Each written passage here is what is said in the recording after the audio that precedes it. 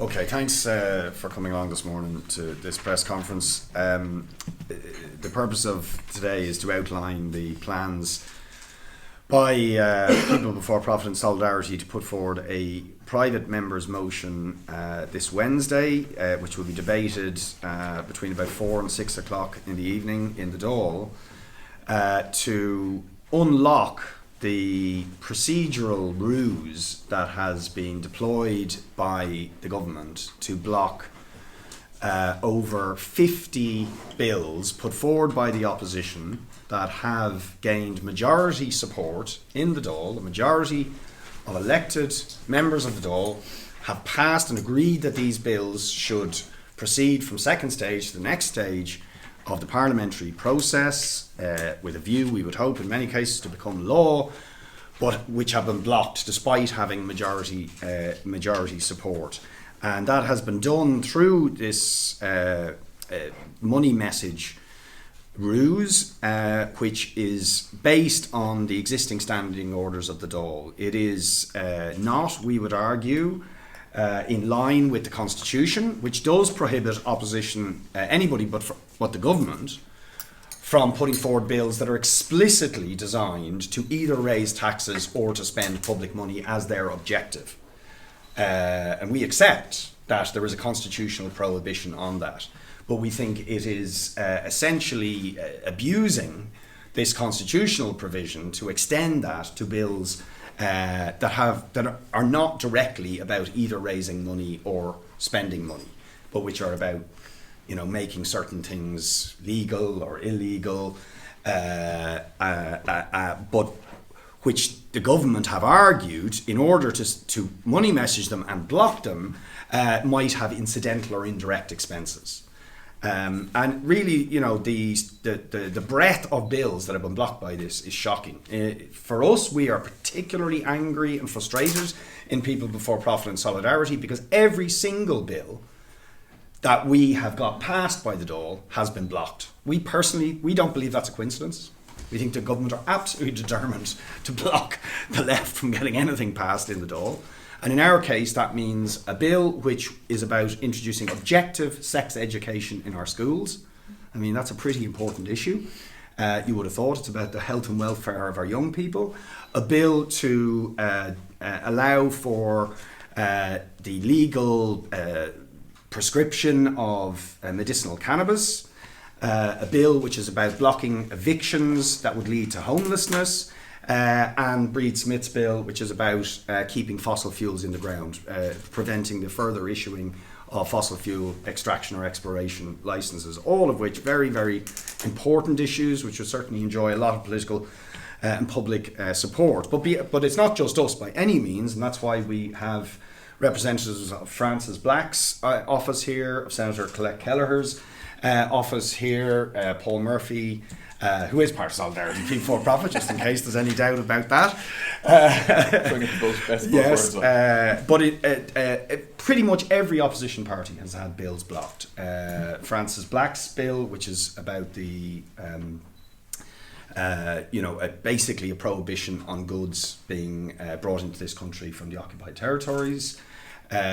We have bills to do with workers' rights and labour rights by Sinn Féin. We have the Green Party's bill on microplastics, I think, isn't it? Yeah. Sorry, waste reduction bill. I won't go through the whole list, but there's an awful lot, and we can furnish the list if you want. But covering just about every topic, and pretty much every opposition party has been a victim of what we think is really an incredible abuse. And before I introduce the other speakers, it'll go through the. Conor maybe in particular will talk about the motion and precisely what it does. But there's been a lot of talk over the last week or two about abuses of the parliamentary and democratic institution. On people voting when they weren't in the Dáil, which clearly people are right to be angry about. But I think, as far as we're concerned, people should be extremely angry that they would elect an Oireachtas and a Dáil where those people that they have elected decide in majority to pass certain laws, and then the government can subvert the democratic will of the Dáil. That is a really disgraceful sabotage of the democratic process, which we think has to be called out, challenged and overturned. And that's what the purpose of this motion is. And we would be quite hopeful, given that all of the opposition have been victims of this democratic sabotage, that this motion will pass, will change the standing orders and free up the more than 50 bills that have been blocked in this undemocratic way. My name is Conor Reilly. I'm a researcher. I work with Senator Frances Black, and Frances would love to have been here herself this morning, but unfortunately there was a very close family bereavement and she wasn't able to make it. So I'm here to speak on her behalf, but also on behalf of the team of people from kind of legal and academic backgrounds who've been working on this issue for the last year, I'd say, in great detail, and we've been happy to help the guys with what they're proposing here. I think as a general overview, it's important to say that this is not really addressing the existence of the money message at all, and more so like in principle, but more how it's been used and how it's been wielded. So the money message provision is written into the Constitution, so it's not going anywhere. It's going to be there, and that the constitutional provision provides a barrier that the Dáil cannot go above, no matter what is written in this motion, no matter what the Dáil agrees. That barrier is always going to be there. And the Constitution stops opposition members from progressing bills that would involve the appropriation of public money, essentially. Now, that's not an issue here. The problem, or the kind of the quirk that has led to the problem that Richard described, is essentially that the standing orders of the Dáil go further than what's written in the Constitution. So the standing orders of the Dáil stop PMBs going forward where they appropriate revenue, as well as a number of incidental and administrative expenses that have essentially meant that the government have fashioned themselves a near effective veto on the capacity of the Dáil to pass legislation. So what that means in practice essentially is that you have a general block in the Constitution that is staying there and not going anywhere. And the issue is with the rules of the Dáil and how they reflect it. So when the rules of the Dáil say that included in that are incidental expenses, that has been interpreted so broadly that we have seen a situation where the government are essentially able to see the Dáil vote in overwhelming majority in favour of a bill and then veto it on very, very vague, very undefined cost grounds. For example, what is often said is that a private member's bill might be initiated and it doesn't involve the appropriation of revenue in any meaningful sense. It doesn't look to spend money or divert it to particular places, but it includes a criminal offence. And the argument from the government we've heard is essentially that, well, if a bill has a criminal offence in it, well then maybe the guards will have to investigate it. And if someone breaks the criminal offence, well maybe they'll have to go in front of a court. And it costs money to hire Gardaí and it costs money to run the courts. And therefore, this bill is trying to get the state to spend money that it wouldn't do otherwise. Now that's a massive, massive step beyond what we would see as the kind of basic rule and reasonable rule that's outlined in the Constitution. Similarly, we've had government ministers saying that, okay, a particular bill isn't trying to spend any money, but the bill might require the minister or his civil servants or her civil servants to make regulations, to put their name on a piece of paper. And that, again, is being interpreted as appropriation of money enough to give the government a veto on the bill's progression. Now, I think it's also important that you don't need to necessarily just take my word for it, Frances' word for it, or the word of the representatives here. I'd refer to a legal opinion that was written by Dr. David Kenny, who is a constitutional law professor in Trinity College, and Dr. Owen Daly, who's a constitutional law professor in NUI Galway. They're two of the leading experts in the country on constitutional law, and they wrote a detailed legal opinion as well as a shorter essay-based version in the Irish Times, saying that this raises really big questions about overstepping the bounds of what the Constitution allows. Similarly, when a number of the bills referenced by Deputy Boyd Barrett were going through the Seanad, Michael McDowell, now a senator, obviously the former Justice Minister and the former Attorney General, stood up and went as far as saying that this is actually unlawful, that it's unconstitutional what's happening, that okay, there is a barrier placed there on what the opposition can do and how they can spend money, but that barrier absolutely does not include something like a minister putting his name on a piece of paper, making regulations, printing, or the basic administrative functions of the state. So with that in mind, essentially, I think what the motion here is trying to do is to pare back the rules of the Dáil so that they are in line and consistent with that rule that is there in the Constitution. That's essentially what it tries to achieve. And it would make clear that Because the constitutional block is there, the floodgates can't open. That will remain there unless a referendum is called at some point in the future, which I highly doubt it would be. That block is going to remain there. The opposition won't be able to just table any bill they want and spend money and so on. That's not possible. But what will happen is that the motion would clarify that while that block remains there, extremely minor incidental costs associated with PMBs, like the basic administrative functions of a government department, or the fact that we need Gardaí and we need courts to administer justice in the state, those are not enough to hand the government a veto over the progression of a particular bill. And I think were the motion on the table today to be agreed by the Dáil on Wednesday and Thursday, it would mean that the Climate Emergency Measures Bill could progress. It would mean that the Occupied Territories Bill tabled by Senator Black could progress. It would mean that the bill tabled by Senator Kelleher to allow refugees the option to reunite with their family members could progress. And a number of other bills that have been agreed in principle by the Dáil, but vetoed on what we see as really, really shaky grounds. And that's been allowed to persist through this in this Oireachtas because no one has really properly challenged it. There's been a bit of debate about it. People seem to get annoyed and then it goes away. So I think the deputy should be commended for actually putting a draft on the table, putting a vote in front of the Dáil, and asking all of those opposition parties, from Fianna Fáil, the Social Democrats, the Greens, all of them have had private members' bills blocked on really spurious grounds, and fixing it is in their gift. If the Dáil agrees, these rules can be changed, a minor adjustment can be made, and the problem can be dealt with. So it's up to the Dáil really, and I think that this is a kind of a good, solid way that it could be achieved. People may have noticed a very extraordinary statement made by the Taoiseach at the weekend that there are positive sides to climate change. An extraordinary statement by somebody who's leading this country in the midst of the biggest challenge facing not just the Irish state but the entire globe.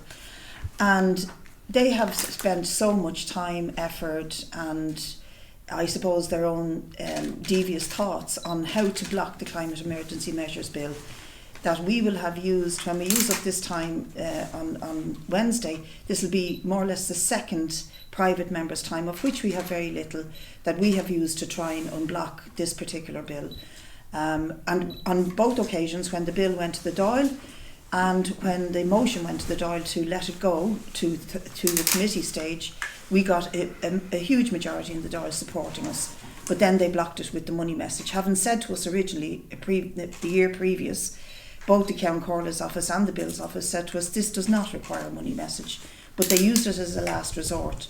And clearly that last resort was to give cover to Leo Varadkar's theory that there are upsides to climate change, good sides, like the winters won't be so cold. Perhaps he's worried about the amount of fuel allowance that they have to pay out to elderly people and vulnerable people who need support in this manner. But I honestly believe it's because of the very, very serious amount of lobbying that's been done by the fossil fuel industry, and thanks to the profession of journalism that they uprooted a lot of what this lobbying, the details of what it was, everything from ExxonMobil to, Providence Resources to the Offshore Oil Association, consistently lobbying the government on trying to stop this bill going ahead. So what does that mean? It means that a ridiculous theory that there's an upside to climate change in legal terms, in actual trying to do something that will progress the question of climate change, one of the biggest issues that's facing the country. We saw the surge in the Green vote, but we also, more importantly, saw the tens of thousands of people, young people in particular, coming onto the streets on this issue. And the Taoiseach and his parliament, or his government I should say, continue to deny climate change. That's basically what they're doing. They're in climate change denial, and unfortunately the opposition parties have said, do something about this, this is serious, we're listening to the school students, we're listening to the scientists more importantly, and they are stopping that happening. So as climate change worsens, as the consequences of it worsen, we will have Fine Gael and Leo Varadkar to thank for this country continuing to be a laggard and not a leader in how they deal with it. As I say, and just to repeat, if we get this bill through to the next stage, and on Thursday if we get a majority vote, I'm going to immediately write to Hildegard Naughton and to the Minister to look for this bill to be urgently progressed, because it is an emergency, and that is in the title of the bill. And we will be immediately looking for it to go to committee stage, where it should have been done and dusted long ago. This has been going on since February 2018, and it could have been a real, not just a feather in our cap, but a real concrete way of challenging the problem of the fossil fuel industry deciding what happens to our planet, to our climate. And so that's my tuppence halfpence worth, and we hope to progress it after Thursday. I just want to give an example of how this is used by the government, which is the Objective Sex Education Bill, which I introduced at first stage on the 29th of March 2018, and which passed with no one calling a vote, no one opposing it, on the 18th of April 2018. And that's a bill to try and drag Ireland's sex education out of the dark ages that it's currently in, by doing two things. One, outlining very basic provisions of like objective sex education, factual sex education that should be provided. And secondly, and this is the crucial bit, is getting rid of the barrier within the Education Act that religious ethos is to the provision of objective sex education. So saying that regardless of ethos, objective sex education has to be provided. That passed because there was quite a grassroots, support and pressure, in particular on Fianna Fáil, and nobody opposed it. But the government indicated then that basically it wouldn't be getting a money message, and the reason they gave for that is laughable. The reason they gave that it would cost money is because they'd have to train teachers. But teachers get trained every single year. The content of what you're training with them with can change and not actually going to take any more money. And it proves the point that it's being used simply as a way to block change. It's being used as a completely undemocratic executive veto, effectively. Since our bill passed second stage, the Education Committee has done a whole number of hearings on it, wrote a report, and that report concluded not just that the curriculum needs to be changed, which it does and which is ongoing, but also that the Education Act needs to be amended to remove the barrier of religious ethos. So all the parties have agreed that basically our bill needs to be passed, needs to be progressed, but instead the government is indicating they still won't give it a money message, they won't allow it to progress. And that's in the context of quite a malicious campaign of misinformation about the bill, about sex education by the far right in this country, which are trying to stir things up, suggesting all sorts of crazy things about what's contained inside the bill. Second thing I just want to say is when we had indications that we were heading to an election, the government began to wheel out this idea that this was an opportunity to get rid of this do-nothing Dáil and to replace it with a majority government that'll be effective, that'll get things done. But the reason, or one of the key reasons that the Dáil is so ineffective is because no matter what the opposition puts forward and no matter how much support it gets, it doesn't make any difference. So when you've got your private members' time as an opposition party, you have two choices.